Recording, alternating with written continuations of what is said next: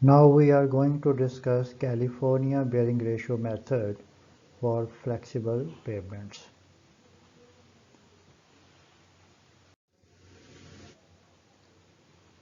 So design of flexible pavement by California bearing ratio, that is CBR method. The design of flexible pavement can be divided into three parts. Part A, determining the compaction characteristics of soil. Part B, determining CBR of soil. And Part C, designing the pavement thickness.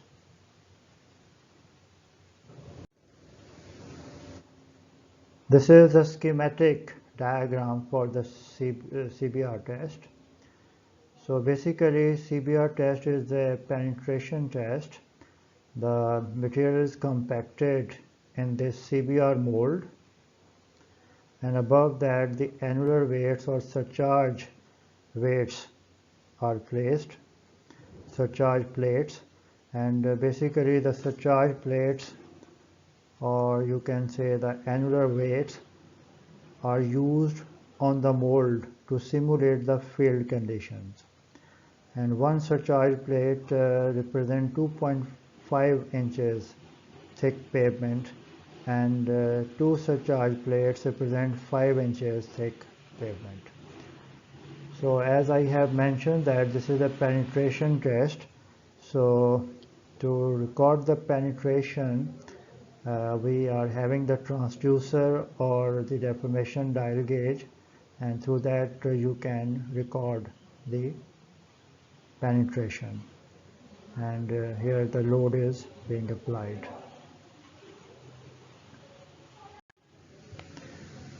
So this is the actual CBR machines. Two different models of CBR machines can be seen over here. The basic CBR test involves applying load to a small penetration piston at a rate of 1.3 millimeter or 0.05 inches per minute, and recording the total load at penetrations ranging from 0.64 millimeter, that is 0.025 inches, up to 7.62 millimeter, that is 0.3 inches usually.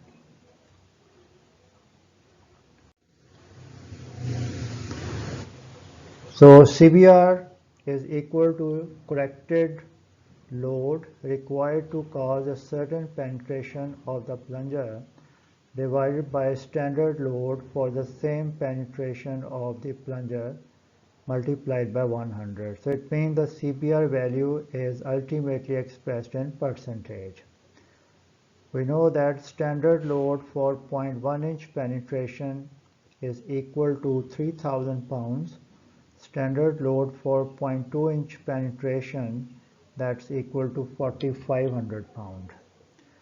So when this test is performed, so load at 0.1 inch penetration is to be noted, and the load at 0.2 inch penetration is also noted. And then we can determine the CBR at 0.1 inch penetration and the CBR at 0.2 inch penetration by using this formula. And the higher of the two values out of CBR at 0.1 inch penetration and the CBR at 0.2 inch penetration will be considered as the design CBR. On the basis of the CBR values, we can rate the materials like this, and accordingly we can use that material in different cases. And here the typical types of materials which are following corresponding to these ranges of CBR values are mentioned as per Unified Soil Classification System, and here AASHTO Soil Classification System.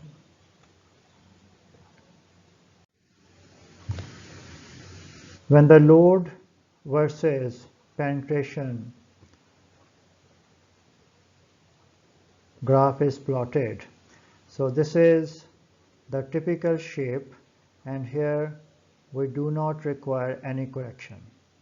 But if you are having some concave upward part in the beginning like this or like this, so in these cases you will have to apply the corrections.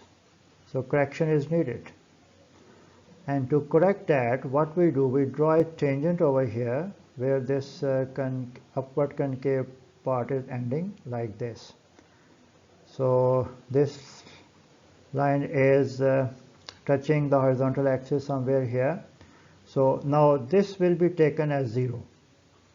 So 0 is over here, so obviously 0.1 would be somewhere here, so 0.3 somewhere here. So corresponding to these penetration, you will be able to get the load corresponding to 0.1 inch penetration and 0.2 inch penetration.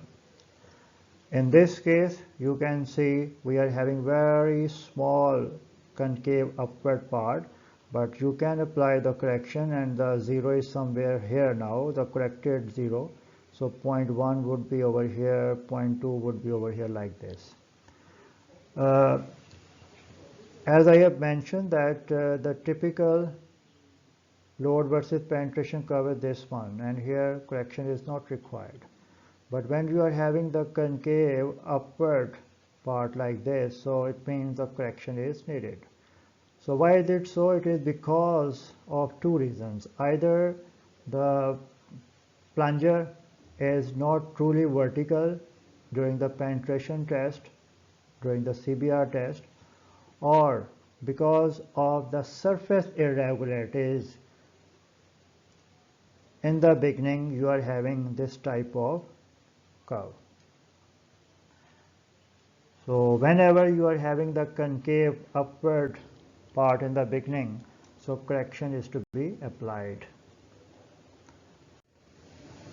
More clearly you can see over here, this is the concave upward part, and from here onwards you are having the normal curve.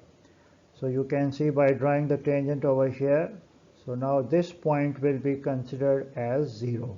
So corrected scale will be started now from this point. This is 0, and obviously 0.1 would be over here following the same scale, and this is 0.2. So corresponding to this 0.1, you are going to get the load corresponding to 0.1 inch penetration, and corresponding to this 0.2 inch penetration, you will be getting this much weight, this much load. So in this way, these loads, this one and this, these two loads will be used to determine the CBR value at 0.1 inch penetration and at 0.2 inches penetration. CBR test can be performed in the field by having that type of setup, as you can see.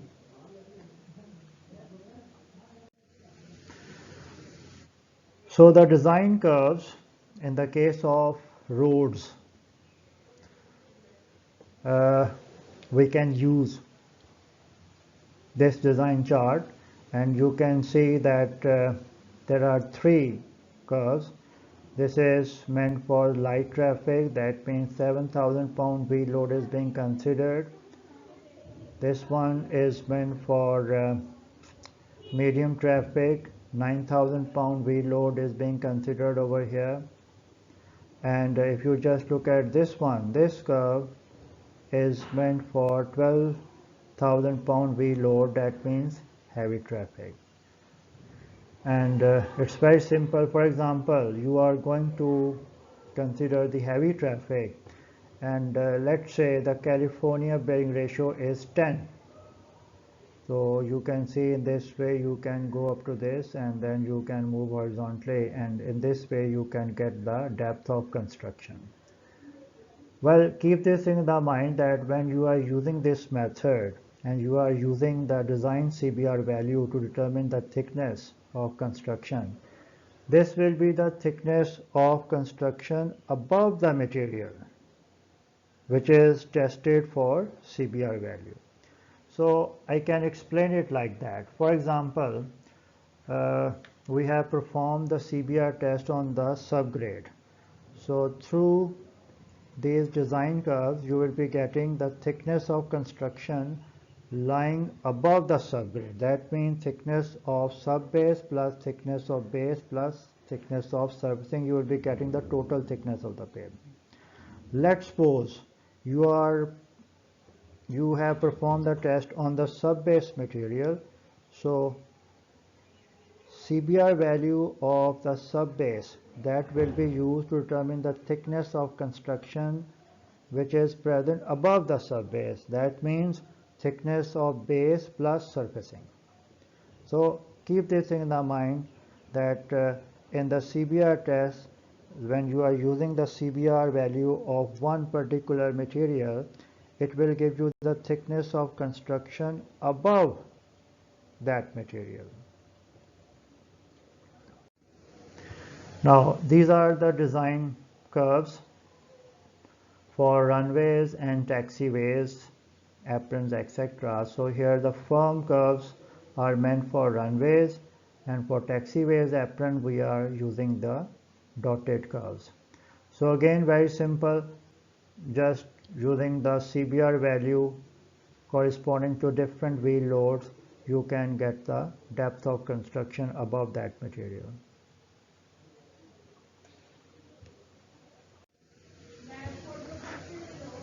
Types of CBR test. Based on soaked conditions, we have got two tests, unsoaked CBR test and soaked CBR test. In soaked CBR test, sample is soaked in water for 4 days, that means 96 hours. So to get the worst condition for the material, soaked CBR test must be performed. Based on compaction energy per unit volume. 1-point CBR test corresponding to compaction energy employed in the modified AASHTO compaction test. 3-point CBR test corresponding to 3 different compaction energies.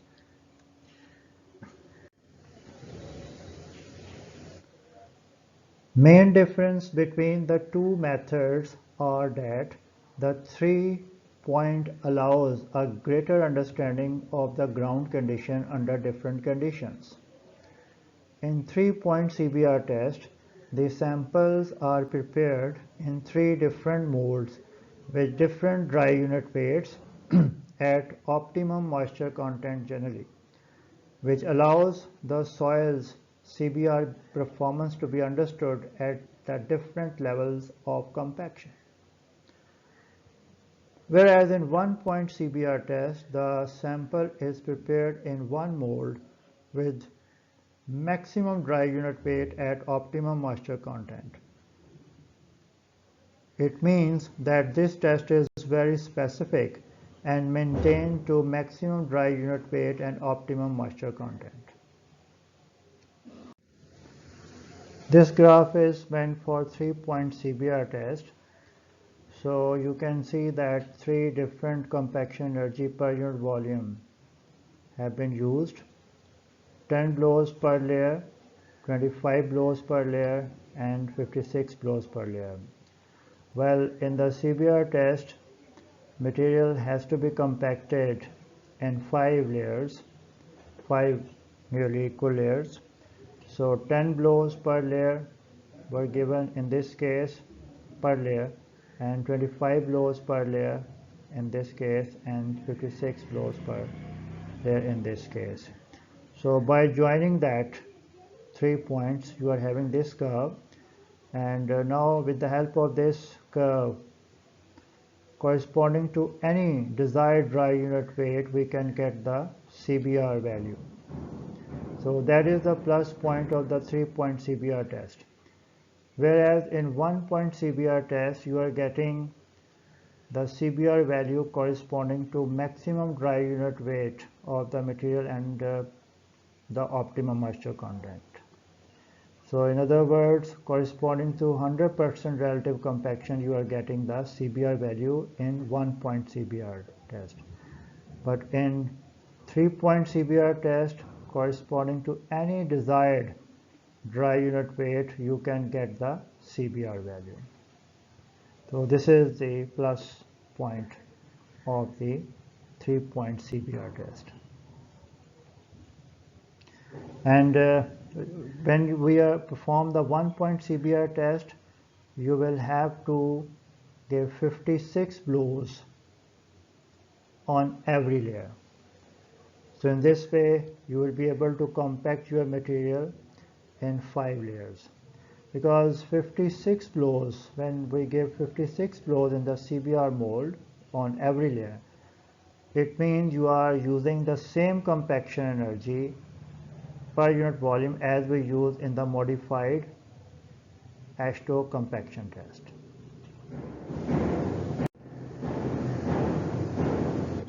Design CBR value.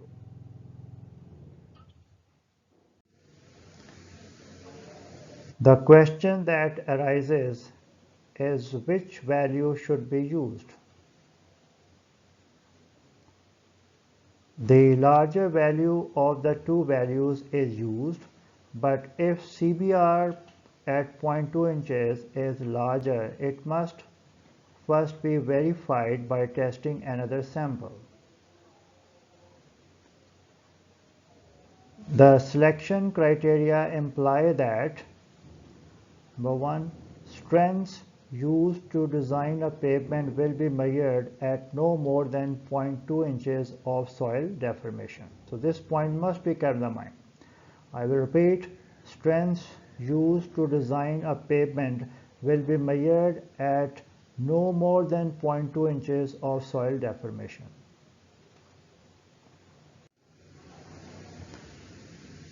Number 2, if CBR at 0.1 inches is greater than CBR at 0.2 inches, the soil has begun plastic failure between these limits of deformation, and soil strengths obtained at plastic failure will not be used.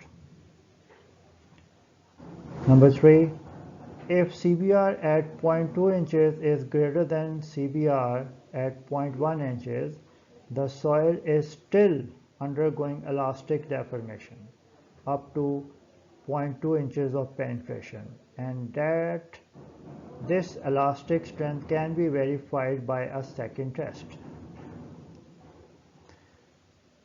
Well, keep this thing in the mind that plastic failure is when a substance undergoes permanent deformation without rupturing. Elastic deformation is the temporary change in shape due to an applied force which permits the substance to return to its original shape when the force is removed.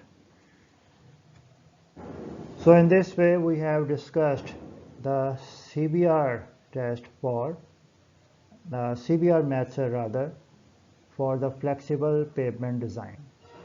Thank you.